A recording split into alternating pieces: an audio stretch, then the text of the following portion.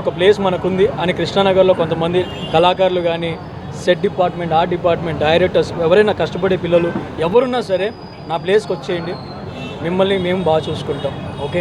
And more over నేను hotel ఇండస్ట్రీకి కొత్త, గురువుగారు ఉన్నారు ఇక్కడ కళింగపట్నం. సో నేను సోహెల్కి కాల్ చేస్తూ ఉంటా, మచ్చా ఎట్లవుతుంది మచ్చా కళింగపట్నం అంటే, అన్న ఉల్లిగడ్డలు కట్ చేయాల్సి వస్తుంది, అంట్లు తోమాల్సి వస్తుంది. నిజంగా తన పని తను చేసుకుంటూ అక్కడ వాళ్ళకి సపోర్ట్ ఇచ్చుకుంటూ is doing a great job with Kalingapatnam.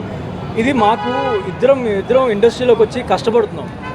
ఈరోజు రాకపోవచ్చు సక్సెస్, రేపు రాకపోవచ్చు, 10 years 20 years వాట్ ఎవర్, కానీ ఇండస్ట్రీని మేము వదిలిపెట్టాం, ఇక్కడే ఉంటాం. సో రీసెంట్గా నేను ఈ మాట యాక్చువల్లీ ఆయన కూడా ఇష్టం ఉండదు చెప్పడం. నేను బ్రహ్మానందం గారి దగ్గరికి వెళ్ళినప్పుడు ఒక మాట అన్నారు, ఆయన బ్లెస్సింగ్స్ తీసుకుందాం అని వెళ్ళాను. నాన్న నువ్వు ఇండస్ట్రీని నమ్ముకొని కష్టపడు, కష్టం ఈరోజు నీకు ఫలితం రావాలని ఎప్పుడూ ఆశించకు, కానీ నువ్వు ఓర్పుగా సహనంతో నీ 100% ఎఫర్ట్ పెడితే ఏదో ఒక రోజు నువ్వు సక్సెస్ సాధిస్తావు. మా అందరి ఆశీస్సులు ఉంటాయి, మంచితనాన్ని 10 మందికి పంచుతూ వెళ్ళు అని చెప్పారు. అండ్ రీసెంట్గా ఆయన ఇంటర్వ్యూలో కూడా ఒక మాట అన్నారు, మన గురించి ఎవరైనా వెనక మాట్లాడుతున్నారంటే మనం వాళ్ళకంటే ముందున్నామని అర్థం అని చెప్పారు. That is really true.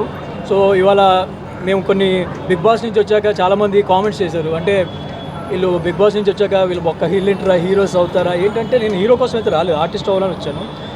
Of course మాకు ఆ పెయిన్ ఉంది, బిగ్ బాస్ నుంచి వచ్చాం ఒప్పుకుంటాం, కానీ మేము హీరోస్ అవ్వద్దా, మాకు ఆ అవకాశం లేదా, బాధ ఉంటుంది ఒక్కోసారి. చాలామంది క్వశ్చన్స్ అడుగుతూ ఉంటారు, మీకు సక్సెస్ రాదు అది రా అంటే, success not in your hands. సక్సెస్కి ఒక డెస్టినీ ఎప్పుడో ఒక రోజు వస్తుంది. సో మన ప్రయత్నం హార్డ్ వర్క్ చేయటం, వీఆర్ డూయింగ్ దాట్. కృష్ణానగర్లో ఇలాంటి దుకాణం పెట్టిర్రు, నాష్టా పక్కన పెడితే ఇప్పుడే ఇడ్లీ తిన్నా, అరే బాబా అరే రే రే జమానా చల్ జా రే జబర్దస్తున్నదిరా టేస్ట్, ఎట్లున్నదిరా మామ. సో ఫ్రెండ్స్ ప్లీజ్ కమ్, మీరందరూ రావాలి. అండ్ ద మెయిన్ థింగ్ ఏం నచ్చిందంటే, మా సినిమా ఇండస్ట్రీ కార్డు ఉన్న వాళ్ళకి 50% డిస్కౌంట్ అంట. పండుగ. అండ్ నాతో పాటు పక్కన మా కాజల్ ఉన్నది మాట్లాడుతుంది, ఇన్నండి నేను పోతున్నా, బాయ్. అమృతం అడ్డా.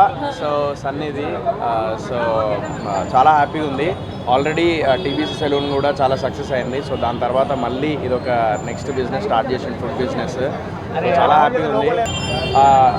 ఏదైతే రీజనబుల్ ప్రైస్లో హైజీనిక్ ఫుడ్ అండ్ ఒక గుడ్ అంబియన్స్, అంటే ఒక నార్మల్ పీపుల్ కూడా బయటికి వెళ్ళేటప్పుడు పని చేసి కష్టపడి పొద్దున్న సాయంత్రం వరకు లేదంటే రాత్రి కష్టపడి అట్లా వెళ్ళే వాళ్ళు, వాకింగ్ చేసేటోళ్ళు, వాళ్ళు ఇక్కడికి వచ్చి ఒక లగ్జరియస్ లైక్ బ్రేక్ఫాస్ట్ని ఇక్కడ చేయొచ్చు అనమాట, టిఫిన్స్. అమృతం అడ్డా చాప్టర్ 1 టిఫిన్స్ మీకు అర్థమవుతుంది, ఇంకా చాప్టర్స్ రాబోతున్నాయి అనమాట. సో మీరు సక్సెస్ఫుల్గా మన సన్నీ పెట్టిన అమృతం అడ్డాని బ్లాక్ బస్టర్ హిట్ చేస్తే చాప్టర్స్ ఎన్నో ఇంకా రాబోతున్నాయి.